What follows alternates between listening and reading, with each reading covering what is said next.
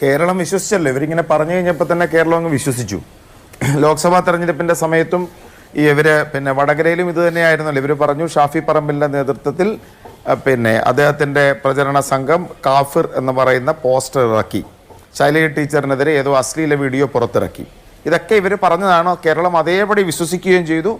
അതുകൊണ്ട് തന്നെ ഇവർക്കൊരു തിരുത്തലിൻ്റെയും ആവശ്യവുമില്ല.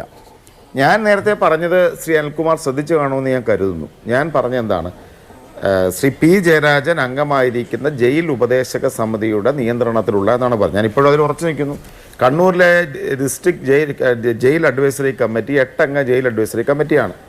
അതിനകത്തുള്ള 2 പ്രമുഖ വ്യക്തികൾ, ഒന്ന് CPIM-ൻ്റെ ജില്ലാ സെക്രട്ടറി പി ജയരാജനും, മുൻ ജില്ലാ സെക്രട്ടറി അല്ലെങ്കിൽ ജില്ലാ സെക്രട്ടറി ആയിരുന്നു ശ്രീ പി ജയരാജനും, അതോടൊപ്പം എനിക്കൊന്ന് ശ്രീ പി ശശിയുമാണ് അതിൻ്റെ അഡ്വൈസറി കമ്മിറ്റി മെമ്പേഴ്സ് എന്നായിരിക്കുന്നത്. അവരറിയാത്ത, അവർക്ക് താല്പര്യമില്ലാത്തൊരു വ്യക്തി അവിടെ ജയിലധികാരിയായി ശ്രീ അനിൽകുമാർ.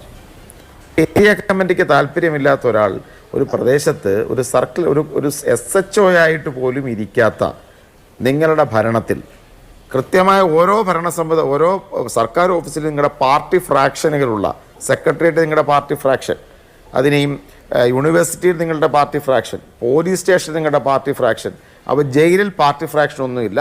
സത്യസന്ധനും എന്താ പറയുന്നത് സുതാര്യനുമായ ഒരു ഉദ്യോഗസ്ഥൻ, നിങ്ങളുടെ പാർട്ടി സെക്രട്ടറിയെ ആരെയും കണ്ടാൽ മിണ്ടത്തുപോലുമില്ല. ജയിൽ അഡ്വൈസറി കമ്മിറ്റി അംഗങ്ങൾക്ക് അദ്ദേഹത്തിന് മേൽ യാതൊരു നിയന്ത്രണവുമില്ല. അദ്ദേഹം ഒരു സുപ്രഭാതത്തിൽ കസേരയിരുന്നപ്പോൾ ഈ ജയിലിൽ അമൃതകാൽ പദ്ധതിയുമായി മോചിപ്പിക്കപ്പെടേണ്ട ആളുകളുടെ ഒരു പട്ടിക ഉണ്ടാക്കാൻ അദ്ദേഹത്തിൻ്റെ ഒരു വെളിപാടുണ്ടായി. അദ്ദേഹം എന്ത് ചെയ്തു? ആ ജയിലിൽ അംഗങ്ങളായിരിക്കുന്ന മുഴുവൻ ആളുകളുടെയും രേഖ ആ പേപ്പറിൽ എഴുതി ചേർക്കാൻ തീരുമാനിച്ചു. എന്നിട്ട് ആ ജയിലിലെ മുഴുവൻ ആളുകളുടെയും രേഖകൾ പരിശോധിച്ച് അവർക്ക് ഇളവുണ്ടോ എന്ന് പരിശോധിക്കാൻ തീരുമാനിച്ചു. അങ്ങനെ അബദ്ധത്തിൽ പെട്ടുപോയതാണ് ഈ TP ചന്ദ്രശേഖരൻ വധക്കേസിലെ പ്രതികളുടെ പേര്.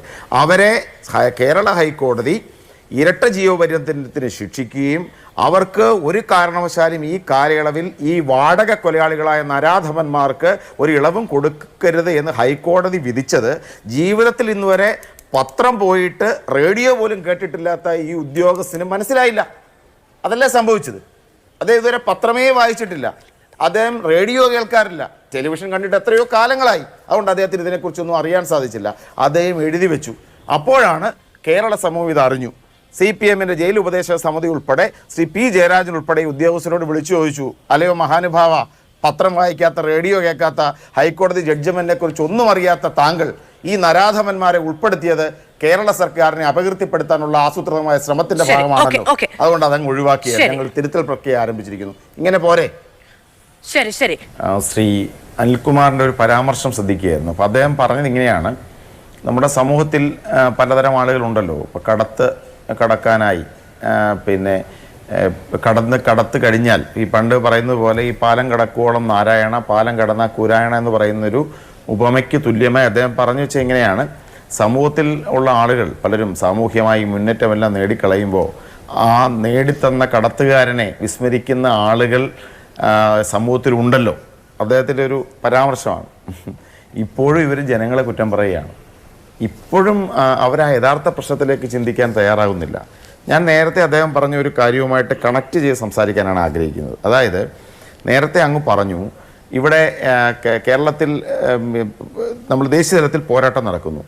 BJP എതിർക്കുന്നതിൽ കേരളത്തിൽ കോൺഗ്രസുമുണ്ട്, CPM-ഉമുണ്ട്. ഈ 2 പാർട്ടികൾ എതിർത്തപ്പോൾ കൂടുതൽ BJP എതിർക്കാൻ പറ്റുന്നത് കോൺഗ്രസ് ആയതുകൊണ്ട് കോൺഗ്രസിന് വോട്ട് കിട്ടി. അതാരായിരിക്കും വോട്ട് ചെയ്യുന്നത്? ഒന്ന് നിഷ്പക്ഷരായ ആളുകൾ, അതല്ല എന്നുണ്ടെങ്കിൽ BJP-യെ തീവ്രമായി ഭയപ്പെടുന്ന ആളുകൾ, അങ്ങനെയുള്ള ആളുകളായിരിക്കുമല്ലോ വോട്ട് ചെയ്യുന്നത്. അടിസ്ഥാന വോട്ടുകൾക്ക് ആ പ്രശ്നമുണ്ടോ? ഓരോ രാഷ്ട്രീയ പാർട്ടിയിലും അടിസ്ഥാനപരമായി ഉറച്ചു വിശ്വസിക്കുന്ന മനുഷ്യരെ സംബന്ധിച്ച് അവരിത്തരം ഫ്ലക്ച്വേഷൻസിന് വലുതായി വിധേയരാകാറില്ല. അവർ ആ പാർട്ടിയിൽ തന്നെ നിൽക്കുകയാണ് ചെയ്യുന്നത്. എന്താണ് ശ്രീ അനിൽകുമാർ, നിങ്ങളുടെ പാർട്ടി കോട്ടകളിൽ പുന്നപ്ര വയലാറിൻ്റെ പിൻതലമുറക്കാരുടെ വോട്ടുകൾ നിങ്ങൾക്ക് എന്തുകൊണ്ട് ലഭിച്ചില്ല? ആറ്റിങ്ങലിലെയും ആലപ്പുഴയിലെയും പാർട്ടി കോട്ടകളിൽ കമ്മ്യൂണിസ്റ്റ് പാർട്ടിക്ക് ബീജാവാപം ചെയ്ത കണ്ണൂർ ജില്ലയിലെ പാറപ്പുറം ഉൾപ്പെടെയുള്ള പ്രദേശങ്ങളിൽ, പിണറായി വിജയൻ്റെ നിയോജക മണ്ഡലമായ ധർമ്മടം ഉൾപ്പെടെയുള്ള പ്രദേശങ്ങളിൽ നിങ്ങളുടെ ബേസിക് വോട്ട് എന്തുകൊണ്ട് നഷ്ടപ്പെട്ടു? അവിടെയാണോ താങ്കൾ ഈ പറഞ്ഞത്? അവരെല്ലാം കാര്യം നേടിക്കഴിഞ്ഞ് കഴിഞ്ഞപ്പോൾ ഈ കമ്മ്യൂണിസ്റ്റുകളായിരുന്ന ആളുകൾ ഈ സാമൂഹ്യ മാറ്റത്തിന് ചാലകശക്തിയായിരുന്ന കമ്മ്യൂണിസ്റ്റ് പാർട്ടിയെ ഉപേക്ഷിച്ച് നന്ദി കെട്ടവരായി BJP-യിലേക്ക് പോയി. നിങ്ങളുടെ റോങ് ഡയഗ്നോസിസ് ആണ്. നിങ്ങൾ യഥാർത്ഥത്തിൽ അവരെയാണ് മറന്നത്. അതുകൊണ്ടാണ് ഈ രാജ്യത്തെ ഏറ്റവും വലിയ അടിസ്ഥാന ജനവിഭാഗങ്ങളുടെ പെൻഷൻ നിഷേധിക്കപ്പെടുന്നത് ഒരു അടിയന്തര പ്രശ്നമാണെന്ന് ഉന്നയിച്ച് അടിയന്തര പ്രമേയം UDF അവതരിപ്പിക്കുമ്പോൾ ഇതൊരു അടിയന്തര പ്രശ്നമല്ല എന്ന് പറഞ്ഞ് നിങ്ങൾ മാറ്റിവെക്കുന്നത്. നിങ്ങളത് ചർച്ച ചെയ്യണമായിരുന്നു. ആ അടിയന്തര പ്രശ്നം നിങ്ങളെ പാർട്ടി സെക്രട്ടറി പറയുന്നത് പോലെ ദേശീയ തലത്തിൽ നിന്നും കേന്ദ്ര ഗവൺമെൻറ് ഫണ്ട് നിഷേധിക്കുന്നതാണ് പ്രശ്നമെങ്കിൽ അത് കേരള നിയമസഭയിൽ ചർച്ച ചെയ്ത് വ്യക്തമാക്കി ഒരു BJP അംഗം പോലും ഇല്ലാത്ത കേരള നിയമസഭയിൽ ആ കാര്യം ബോധ്യപ്പെടുത്തി ഐക്യകണ്ഠേന പ്രമേയമായിട്ട് മുന്നോട്ട് പോകാൻ പറ്റുമായിരുന്നു. പക്ഷെ നിങ്ങൾ പറഞ്ഞ ആ അടിയന്തര പ്രശ്നമല്ലെന്നാണ്. അപ്പം നിങ്ങളുടെ മുൻഗണനാക്രമങ്ങൾക്ക് മാറ്റമുണ്ടാകുന്നു. നിങ്ങൾ മുൻഗണന നൽകാൻ ആഗ്രഹിക്കുന്നത് ഈ പറഞ്ഞതുപോലെ ഈ പെൻഷൻ നിഷേധിക്കപ്പെടുന്ന സാധാരണക്കാർക്കല്ല, ഡ്രൈ ഡേ എങ്ങനെ മാറ്റാന്നുള്ളതാണ്. ഡ്രൈ ഡേ എങ്ങനെ മാറ്റി അത് ഈ ഡ്രൈ അല്ലാത്ത ഡേ എങ്ങനെ ആക്കാം. ബാറുകളുടെ ഇപ്പോൾ ഒരു ദിവസം ആ ഡ്രൈ ഡേ ടൂറിസം പ്രാധാന്യത്തിന് വേണ്ടി നമുക്ക് ആ ഡ്രൈ ഡേ കൂടി എങ്ങനെ മാറ്റാമെന്നതിനെക്കുറിച്ച് യോഗം വിളിക്കുന്നതാണ് നിങ്ങളുടെ മുൻഗണനാക്രമം. നിങ്ങളുടെ മുൻഗണനാക്രമം നിങ്ങളുടെ സഹപ്രവർത്തകനായിരുന്ന SFIയിലും DYFIയിലൂടെ വളർന്നു വന്ന ഒരു മനുഷ്യൻ നിങ്ങളുടെ രാഷ്ട്രീയ പ്രസ്ഥാനം വിട്ടുപോയപ്പോൾ, നിങ്ങളുടെ ആശയം വിട്ടല്ല പോയത്, ആ മനുഷ്യനെ വെട്ടിക്കൊലപ്പെടുത്തിയ അതിക്രൂരനും നിഷ്ഠൂരന്മാരുമായ നരാധമന്മാർക്ക് അവർക്ക് ഇതുവരെ അനുവദിച്ച 11 വർഷത്തെ ശിക്ഷയിൽ 7 വർഷക്കാലവും അവരെ പുറത്തു നിർത്തുകയും പിന്നീട് ആ മനുഷ്യമൃഗങ്ങളെ ഇനിയും തടവ് ശിക്ഷ അനുവദിപ്പിക്കാതെ പുറത്തുവിടുക എന്നുള്ളതാണ് നിങ്ങളുടെ മുൻഗണനാക്രമം. അതുകൊണ്ടാണ് നിങ്ങളുടെ പാർട്ടി ഗ്രാമങ്ങളിൽ പോലും ആളുകൾ നിങ്ങളുടെ പാർട്ടിയെ വിട്ട് വോട്ട് ചെയ്തത്. അതിന് പാലം കടന്നു കഴിഞ്ഞപ്പം വള്ളക്കാരനെ ചീത്ത പറയുന്ന യാത്രക്കാരെ കുറിച്ച് ഉപമിച്ചതുകൊണ്ടോ അല്ലെന്നുണ്ടെങ്കിൽ ദേശീയ തലത്തിൽ BJPക്കെതിരെയുള്ള പോരാട്ടത്തിൽ കോൺഗ്രസിനെ ആളുകൾ പ്രിഫർ ചെയ്താണെന്നോ കരുതുന്ന കണക്കാക്കുന്നതല്ല. അതിന് ശരി, നിങ്ങൾ തകരാൻ ആഗ്രഹിക്കുന്നില്ല. കമ്മ്യൂണിസ്റ്റ് പാർട്ടി അതിശക്തമായി കേരളത്തിൽ നിലനിൽക്കണമെന്ന് തന്നെയാണ് കോൺഗ്രസ് ആഗ്രഹിക്കുന്നത്.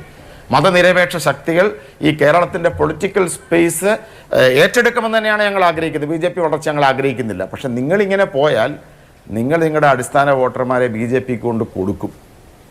വള്ളത്തിൻ്റെ കഥ പറഞ്ഞു, പാവപ്പെട്ട വള്ളക്കാരൻ അങ്ങോട്ട് കാശ് ഇനിയും അവൻ്റെ വീടുകൂടെ എഴുതി കൊടുക്കണമെന്നും ഇറങ്ങിക്കഴിഞ്ഞാലും വീട്ടിൽ പോയി ആധാരം എടുത്തുകൊണ്ട് വന്നിട്ട് വള്ളക്കാരൻ്റെ കൊടുത്തോണം, അതാണ് നന്ദി പ്രകടനമെന്ന് കരുതുന്ന വർത്താനമൊക്കെ ദയവായിട്ട് പറഞ്ഞുള്ള ആളുകളെയും കൂടി ഇനി BJPയിൽ എത്തിക്കുന്നത് എന്ന് മാത്രമുള്ളൊരു വിനീതമായ അഭ്യർത്ഥനയാണ് ഞാൻ മുന്നോട്ട് വെക്കുന്നത്. ശ്രീ MV ഗോവിന്ദൻ്റെ അദ്ദേഹത്തിൻ്റെ അഭിമുഖം.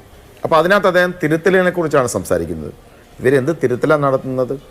ഈ തിരഞ്ഞെടുപ്പ് ഇത്രയും ദയനീയമായ പരാജയത്തിന് ശേഷം കേരളത്തിൽ പുറത്തു വരുന്ന ഏറ്റവും ഭീകരമായ വാർത്ത TP ചന്ദ്രശേഖരൻ വധക്കേസിലെ പ്രതികളായിരിക്കുന്ന വാടക കൊലയാളികൾക്ക്, CPMൻ്റെ കൊട്ടേഷൻ ഗുണ്ടകൾക്ക് ഹൈക്കോടതി ഒരിക്കൽ പോലും ഈ നരാധമന്മാർക്ക് ഇരട്ട ജീവപര്യന്തം കഴിയാതെ ഇവർക്കൊരു ഇളവും കൊടുക്കരുത് എന്ന് പറയുമ്പോൾ P ജയരാജൻ അംഗമായിരിക്കുന്ന ജയിൽ ഉപദേശക സമിതിയുടെ നിയന്ത്രണത്തിലുള്ള ജയിൽ അധികാരികൾ ഇവരെ 14 വർഷം പോലും തികയുന്നതിന് മുമ്പ് പുറത്തു വിടാൻ വേണ്ടി ശുപാർശ ചെയ്യുകയാണ്. ഇവരെന്ത് തിരുത്താണ്? യഥാർത്ഥത്തിൽ ഇവരുടെ നേതാക്കന്മാർ ഭയപ്പെടുകയാണ്. കേരളത്തിൽ ഉൾപ്പെടെ അധികാരം നഷ്ടപ്പെട്ടു പോകുമ്പോൾ ഈ വാടക കൊലയാളികൾ ഈ നേതാക്കന്മാരുടെ പേര് വിളികെ പറഞ്ഞാൽ ഈ TP ചന്ദ്രശേഖരൻ വധക്കേസിലെ ഗൂഢാലോചന ഉൾപ്പെടെ അന്വേഷണത്തിൻ്റെ പരിധിയിൽ വന്ന് ഈ ഗൂഢാലോചനയിൽ പങ്കാളികളായിരിക്കുന്ന ഉന്നത നേതൃത്വത്തിൻ്റെ പേര് ചർച്ച ചെയ്യപ്പെട്ടാൽ ഉണ്ടാകുന്ന ആശങ്കയിലാണിവർ. അപ്പോൾ ഇവരുടെ യഥാർത്ഥ പ്രശ്നം അവിടെയാണ് കിടക്കുന്നത്. എന്തുകൊണ്ട് CPMൻ്റെ അണികൾ ഉൾപ്പെടെ മാറ്റി വോട്ട് ചെയ്തു? യഥാർത്ഥ CPMൻ്റെ പാർട്ടി പ്രവർത്തകർ ഈ രാഷ്ട്രീയ പ്രസ്ഥാനത്തെ കേരളത്തിൻ്റെ സാമൂഹ്യ മുന്നേറ്റത്തിൽ വലിയ പങ്ക് വഹിച്ച ഒരു മൂവ്മെൻ്റ് ആണ് എന്ന് തിരിച്ചറിഞ്ഞ് അതിൽ ചേർന്നവർ, ഈ പാർട്ടിയെ സ്നേഹിക്കുന്ന അവർ നോക്കുമ്പോൾ ഇതിൻ്റെ തലപ്പത്തിരിക്കുന്നവർ മുഴുവൻ അഴിമതിക്കാരാണ്, അല്ലെങ്കിൽ രാജ്യത്ത് ഏറ്റവും നിർണായകമായ വർഗീയ ശക്തികൾക്കെതിരെ ഒരു പോരാട്ടം നടക്കുന്ന വേളയിൽ രാജ്യത്ത് CPMൻ്റെ ഏക അവശേഷിക്കുന്ന മുഖ്യമന്ത്രി സ്വന്തം കുടുംബത്തിനൊപ്പം വിദേശയാത്ര നടത്തിയതിൽ ഖിന്നരാണ്. TP ചന്ദ്രശേഖരനെ പോലെയുള്ള യഥാർത്ഥ കമ്മ്യൂണിസ്റ്റുകളെ കൊന്നുകളഞ്ഞ ആ നേതൃത്വത്തോട് അവർക്ക് രൂക്ഷമായ പ്രതിഷേധമുണ്ട്. അപ്പോൾ അതൊക്കെയാണ് തിരുത്തേണ്ടതെന്ന് തിരിച്ചറിയാതെ ഇവർ ഭയപ്പെടുകയാണ്. നാളെ അധികാരം നഷ്ടപ്പെട്ടു പോയാൽ ഈ കൊലയാളികൾ വല്ലതും വിളിച്ചു പറയുമോ, അല്ലെങ്കിൽ ഞങ്ങൾക്ക് നാളെ ജയിലിലടയ്ക്കപ്പെടേണ്ടി വരുമോ?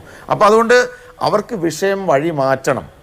യഥാർത്ഥ പ്രശ്നം CPM എന്ന് പറയുന്ന രാഷ്ട്രീയ പാർട്ടി നേരിടുന്ന സ്വത്വ പ്രതിസന്ധി, അതിൻ്റെ നേതാക്കന്മാർ നേരിടുന്ന ധാർമ്മിക അപഭ്രംശം, അത് ചർച്ച ചെയ്യപ്പെടാതെ പുതിയൊരു തലത്തിലേക്ക് ചർച്ച എത്തിക്കണം. മുസ്ലിം ലീഗ് എന്ന് പറയുന്ന പാർട്ടിയെ ആക്രമിച്ച് അതുവഴി മുസ്ലിം സമുദായത്തെ തന്നെയാണോ ടാർഗറ്റ് ചെയ്യുന്നത് എന്നുള്ളത് നമ്മൾ സംശയിക്കേണ്ടിയിരിക്കണം. കാരണം കേരളത്തിൻ്റെ രാഷ്ട്രീയ ചരിത്രത്തിൽ അത്തരം സംഭവങ്ങൾ ഉണ്ടായിട്ടുണ്ട്. ഇപ്പോൾ ഇവരുടെ മുഖ്യമന്ത്രിയാണ് മലപ്പുറത്ത് എൻട്രൻസിൻ്റെ വിജയശതമാനം ഉയർന്നപ്പോൾ മലപ്പുറത്തെ എൻട്രൻസ് വിജയശതമാനത്തെക്കുറിച്ച് സംശയം പ്രകടിപ്പിച്ചത് ഒരു കമ്മ്യൂണിസ്റ്റ് മുഖ്യമന്ത്രിയാണ്.